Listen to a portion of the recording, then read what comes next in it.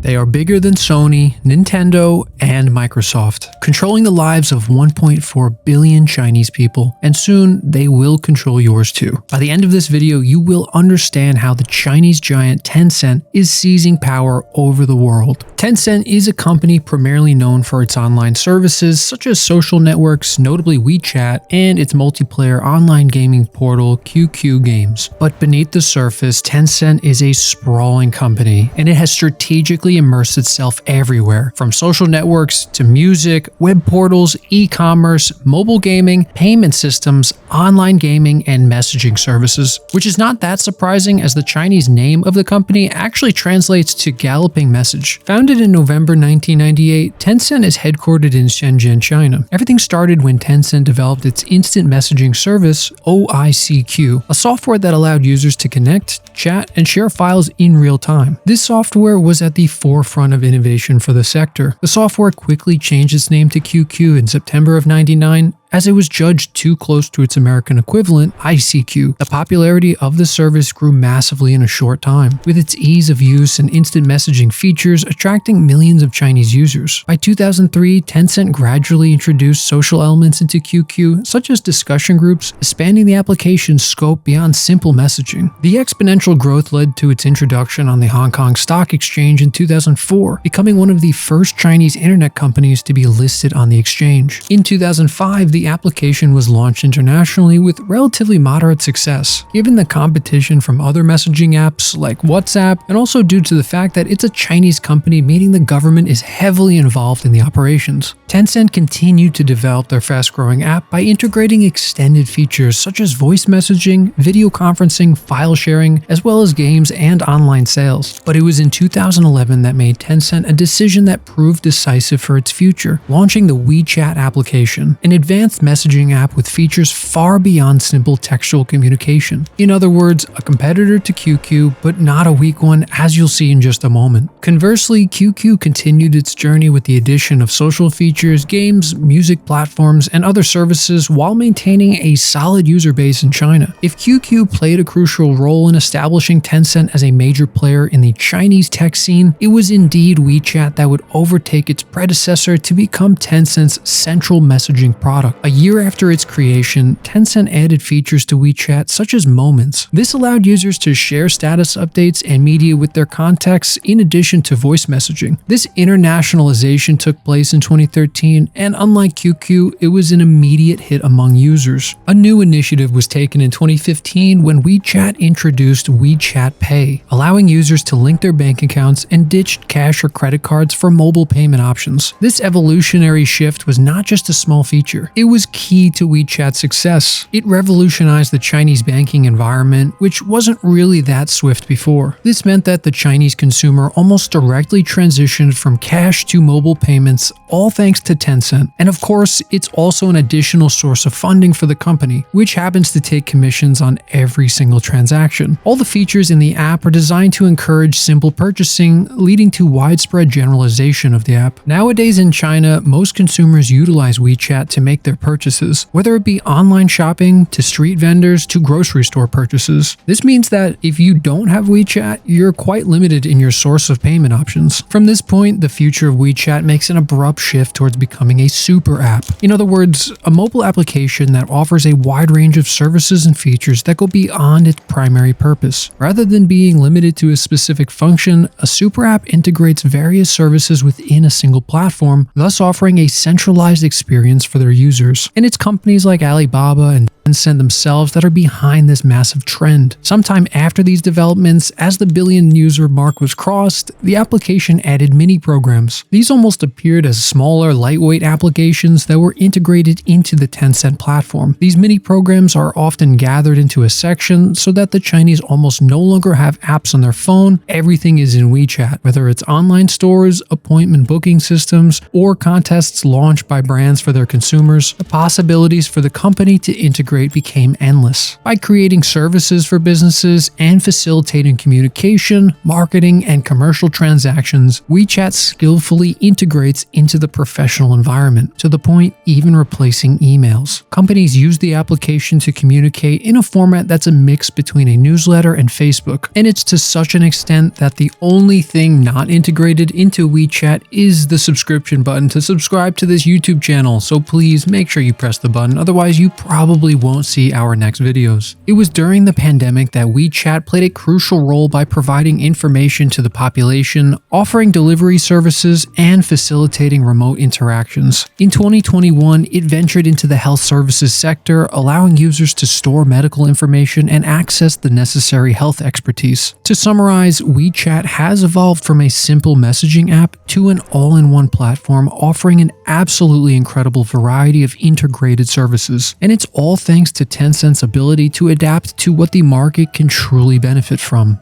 Today, there are 1.32 billion users on the platform, almost equivalent to the entire population of China or India, or 3 times the population of the United States. Now, you can only imagine what that indicates in regards to the total control and influence a company with this many users might have. Even on our side of the ocean, Elon Musk said he would like to make X, the former Twitter, an app to the image of WeChat. Tencent controls so much that replicating the Chinese experience of WeChat is the dream of all American and European tech maniacs. Because when you control everything, you're able to take transaction fees every step of the way. However, as a massive company based in China, Tencent operates in an environment where the government exercises very strict control over information and regularly invokes strict censorship policies. This often translates into the suppression and restriction of online content that could be considered politically insensitive, contrary to the values of the Chinese Communist Party, or likely to cause social unrest. WeChat is the perfect example of this censorship. Conversations on the app can be monitored, and certain sensitive keywords can trigger automatic censorship. This might include delicate political topics such as the case of Taiwan or the Tiananmen Square repression in 1989. But if WeChat is a huge part of Tencent, this apple is nonetheless just one branch of this gigantic Tencent tree. In 2011, Tencent made a crucial decision after creating WeChat, a decision that would change the course of its history and directly impact us. The company acquired a 92% stake in Riot Games for about $400 million US. Riot Games is a video game development studio founded in 2006, known as the original creator of League of Legends. This was the first massive brick in Tencent's expansion into the gaming industry, a sector they particularly appreciate, as you'll see in a moment, and it was this acquisition that made Tencent a significant player in the development of esports as we see today. Because in 2012, Riot organized the first competitive season of League of Legends, including the World Championship. It was this that marked the beginning of the company's sustained commitment to the field of esports. The game catalog of Riot Games expanded over the years with the release of titles like Valorant, Wild Rift, the mobile version of League of Legends, both released in 2020. The universe of Riot Games even ventured into series with Arcane, an animated series based on League of Legends released in 2021 on Netflix, and having met with quite unexpected success. Tencent maintained their incredible run in the video game sector by investing in Epic Games to the tune of 40% in 2013. But video games are also subject to the censorship imposed by Chinese authorities, particularly with restrictions on content deemed violent, obscene, or politically insensitive. Some games, like PUBG, have been banned or had to make weird modifications to comply with the CCP's most current gaming regulations. Animated Blood was colored green, and they even ended up renaming the game Game for Peace. Similarly, Fortnite and Call of Duty Mobile have been made less violent in China, and other titles like Peacekeeper Elite, which have been imposed with player limits to combat video game addiction in young teens. After dominating messaging services and video games, Tencent turned to the music sector in 2014. Tencent merged its music streaming service with the China Music Corporation, forming Tencent Music Entertainment, or known as ticker TME. The platform integrates several popular music services in China, including QQ Music, Kugou Music, and Kuwu Music, streaming services owned by Tencent that attract different types of users based on their musical preference.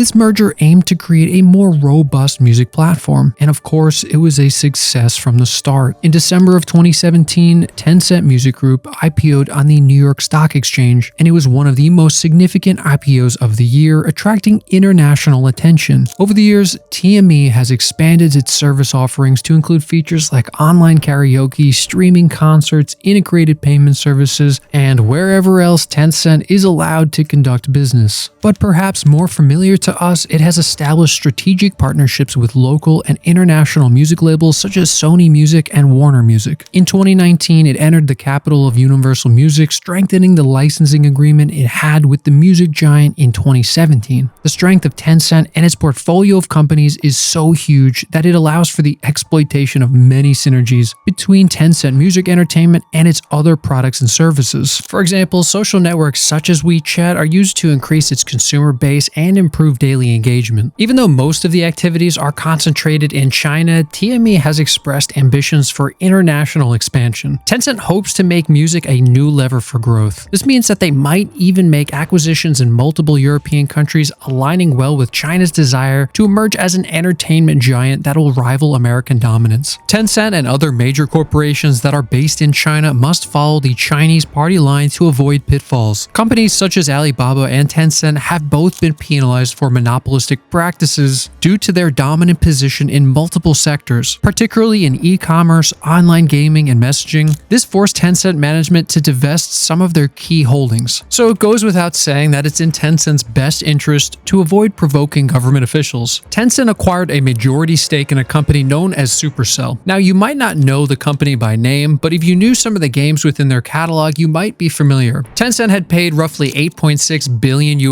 for an 84% stake for games such as Clash of Clans and Boom Beach. In total, more than 740 companies are affected by Tencent's more or less significant shareholdings. And among these 740 companies, they even own 5% of Tesla, which they purchased in October of 2017. Tencent's market cap reached $1.5 trillion, making it the first Asian company to reach this milestone. The rapid growth of Tencent over the years has made it one of the most influential technology companies in China and around the world. Today, the largest provider of video games and one of the most financially sound companies globally. Its stock market valuation places 11th in the world's largest market capitalizations at the end of 2021, making it the first Chinese company within this ranking. And given the direction that they're going in, you will increasingly consume services controlled at least in part by this company that you may not have known before.